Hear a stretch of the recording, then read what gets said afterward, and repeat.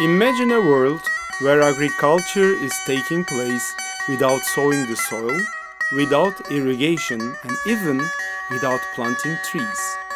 Don't say this isn't possible. It is. It's possible, and it has been so at least for the last 4,000 years. Indigenous olive pastures of Western Anatolia, Turkey, have been there for several centuries, nurturing generations of people and the web of life.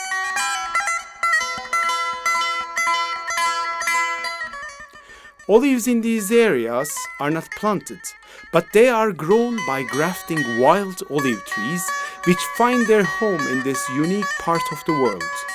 This ancient anthropogenic ecosystem is extremely diverse, hosting numerous endemic Mediterranean birds and plants, chameleons, large carnivores such as the golden jackal, striped hyena, caracal, and the globally threatened turtle dove.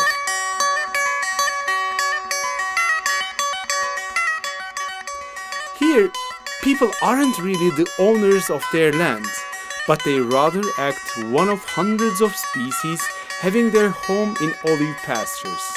Hence, harvesting the olives is not recognized as labor here. It's a feast. It's a feast where children, women, men, and grandparents meet every autumn to celebrate their life, collect the olives by hand, and transfer their indigenous knowledge from one generation to the next. The result is one of the healthiest olive oils on earth, not only for people, but also for all other species and the wider ecosystem.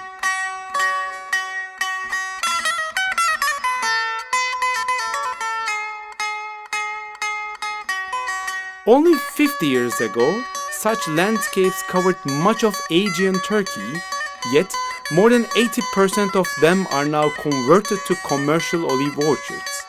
Doğa, BirdLife partner in Turkey, and Slow Food Mahal are working with local communities to sustain the last examples of these landscapes. Doğa team identified 14 ecological criteria which define an indigenous olive pasture and works with local producers to sustain these criteria. One of the main challenges of Doğa's conservation program is to distinguish this ancient olive oil from commercially produced oils and to develop a fair market for them. Fortunately, two international groups, Slow Food International in Italy and Lush in the United Kingdom, have already started to cooperate with Doğa to reverse the trend. There is a growing interest in this extraordinary olive oil also within Turkey. A world where agriculture is taking place without sowing, with no irrigation, and even without cultivating trees.